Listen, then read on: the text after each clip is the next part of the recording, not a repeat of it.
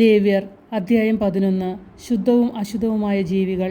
കർത്താവ് മോശയോടും അഹ്റോനോടും അരുളിച്ചെയ്തു, ഇസ്രായേൽ ജനത്തോട് പറയുക, ഭൂമുഖത്തെ മൃഗങ്ങളിൽ നിങ്ങൾക്ക് ഭക്ഷിക്കാവുന്നവ ഇവയാണ്. പാദം വിഭജിച്ചിരിക്കുന്നതും ഇരട്ടക്കുളമ്പുള്ളതും അയവിറക്കുന്നതുമായ മൃഗങ്ങളെ നിങ്ങൾക്ക് ഭക്ഷിക്കാം. എന്നാൽ അയവിറക്കുന്നതോ ഇരട്ടക്കുളമ്പുള്ളതോ ആയ മൃഗങ്ങളിൽ ഇവയെ നിങ്ങൾ ഭക്ഷിക്കരുത്. ഒട്ടകം അയവിറക്കുന്നതെങ്കിലും അത് ഇരട്ടക്കുളമ്പുള്ളതല്ല, അത് നിങ്ങൾക്ക് അശുദ്ധമാണ്. കുഴിമുയൽ അയവിറക്കുന്നതെങ്കിലും അത് ഇരട്ടക്കുളമ്പുള്ളതല്ല, അതും നിങ്ങൾക്ക് അശുദ്ധമാണ്. മുയൽ അയവിറക്കുന്നതെങ്കിലും അത് ഇരട്ടക്കുളമ്പുള്ളതല്ല, അത് നിങ്ങൾക്ക് അശുദ്ധമാണ്. പന്നി ഇരട്ടക്കുളമ്പുള്ളതെങ്കിലും അത് അയവിറക്കുന്നതല്ല, അത് നിങ്ങൾക്ക് അശുദ്ധമാണ്. ഇവയുടെ മാംസം നിങ്ങൾ ഭക്ഷിക്കരുത്, പിണം തൊടുകയും അരുത്, ഇവ നിങ്ങൾക്ക് അശുദ്ധമാണ്. ജലജീവികളിൽ നിങ്ങൾക്ക് ഭക്ഷിക്കാവുന്നവ ഇവയാണ്. കടലിലും നദിയിലും ജീവിക്കുന്ന ചിറകും ചെതമ്പലും ഉള്ളവയെല്ലാം നിങ്ങൾക്ക് ഭക്ഷിക്കാം. എന്നാൽ കടലിലും നദികളിലും പറ്റം ചേർന്ന് ചരിക്കുന്നവയും അല്ലാത്തതുമായ ജലജീവികളിൽ ചിറകും ചെതമ്പലുമില്ലാത്തവ നിങ്ങൾക്ക് നിന്ദ്യമായിരിക്കട്ടെ. അവ നിങ്ങൾക്ക് നിന്ദ്യമായിരിക്കണം. അവയുടെ മാംസം നിങ്ങൾ ഭക്ഷിക്കരുത്, അവയുടെ പിണം നിങ്ങൾക്ക് നിന്ദ്യമായിരിക്കട്ടെ. ചിറകും ചെതമ്പലുമില്ലാത്ത ജലജീവികളെല്ലാം നിങ്ങൾക്ക് നിന്ദ്യമായിരിക്കണം. പക്ഷികളിൽ നിങ്ങൾക്ക് നിന്ദ്യമായിരിക്കേണ്ടവ ഇവയാണ്. ഇവ നിങ്ങൾ ഭക്ഷിക്കരുത്, ഇവയെല്ലാം നിന്ദ്യമാണ്.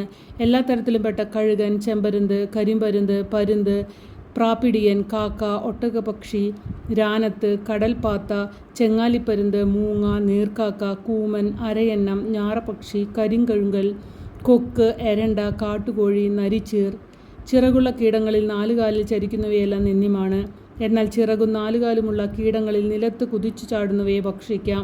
അവയിൽ വെട്ടുകിളി, പച്ചക്കുതിര, വണ്ട്, വീട്ടിൽ ഇവയുടെ എല്ലാ വർഗ്ഗങ്ങളും നിങ്ങൾക്ക് ഭക്ഷിക്കാം. എന്നാൽ 4 കാലും ചിറകുമുള്ള മറ്റെല്ലാ കീടങ്ങളും നിങ്ങൾക്ക് നിന്ദ്യമാണ്, ഇവ നിങ്ങളെ അശുദ്ധരാക്കും. ഇവയുടെ പിണം സ്പർശിക്കുന്നവൻ വൈകുന്നേരം വരെ അശുദ്ധനായിരിക്കും. ഇവയുടെ പിണം വഹിക്കുന്നവൻ തൻ്റെ വസ്ത്രം കഴുകട്ടെ, അവൻ വൈകുന്നേരം വരെ അശുദ്ധനായിരിക്കും. പാദം വിഭക്തമെങ്കിലും ഇരട്ടക്കുളമ്പില്ലാത്തതും അയവിറക്കാത്തതുമായ സകല മൃഗങ്ങളും നിങ്ങൾക്ക് അശുദ്ധമാണ്, അവയെ സ്പർശിക്കുന്നവരും അശുദ്ധമായിരിക്കും. 4 കാലികളിൽ നഖമുള്ള പാദങ്ങളോടുകൂടിയവ നിങ്ങൾക്ക് അശുദ്ധമാണ്. അവയുടെ പിണം സ്പർശിക്കുന്നവൻ വൈകുന്നേരം വരെ അശുദ്ധനായിരിക്കും. അവയുടെ പിണം വഹിക്കുന്നവൻ തൻ്റെ വസ്ത്രം കഴുകണം, വൈകുന്നേരം വരെ അവൻ അശുദ്ധനായിരിക്കും. അവ നിങ്ങൾക്ക് അശുദ്ധമാണ്. ഭൂമിയിലെ ഇഴജന്തുക്കളിൽ നിങ്ങൾക്ക് അശുദ്ധമായവ കീരി, എലി, വിവിധതരം ഉടുമ്പുകൾ, പല്ലി, ചുമർപല്ലി, മണൽപ്പല്ലി, അരണ, ഓന്ത് എന്നിവയാണ്. ഇഴജന്തുക്കളിൽ അശുദ്ധമായ ഇവയുടെ പിണം സ്പർശിക്കുന്നവൻ വൈകുന്നേരം വരെ അശുദ്ധനായിരിക്കും. ഇവയുടെ പിണം എന്തെങ്കിലും വസ്തുവിന്മേൽ വീണാൽ അതും അശുദ്ധമാകും.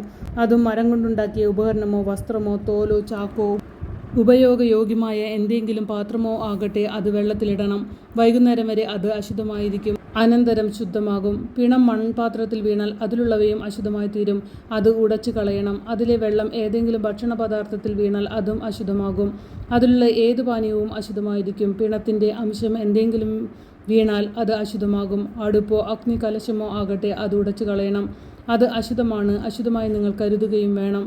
പിണം സ്പർശിക്കുന്ന എന്തും അശുദ്ധമാകുമെങ്കിലും ജലസമൃദ്ധമായ അരുവികൾക്കും ഉറവുകൾക്കും അത് ബാധകമല്ല. വിതയ്ക്കാനുള്ള വിത്തിൽ പിണത്തിൻ്റെ അംശം വീണാലും അത് ശുദ്ധകരമായിരിക്കും. എന്നാൽ നനച്ച വിത്തിൽ പിണത്തിൻ്റെ അംശം വീണാൽ അത് നിങ്ങൾക്ക് അശുദ്ധമായിരിക്കും. മൃഗം നിങ്ങൾക്ക് ഭക്ഷിക്കാവുന്നതാണെങ്കിലും ചത്തുപോയാൽ അതിൻ്റെ പിണം സ്പർശിക്കുന്നവൻ വൈകുന്നേരം വരെ അശുദ്ധനായിരിക്കും. അതിൻ്റെ മാംസം ഭക്ഷിക്കുന്നവൻ തൻ്റെ വസ്ത്രം കഴുകണം, അവൻ വൈകുന്നേരം വരെ അശുദ്ധനായിരിക്കും.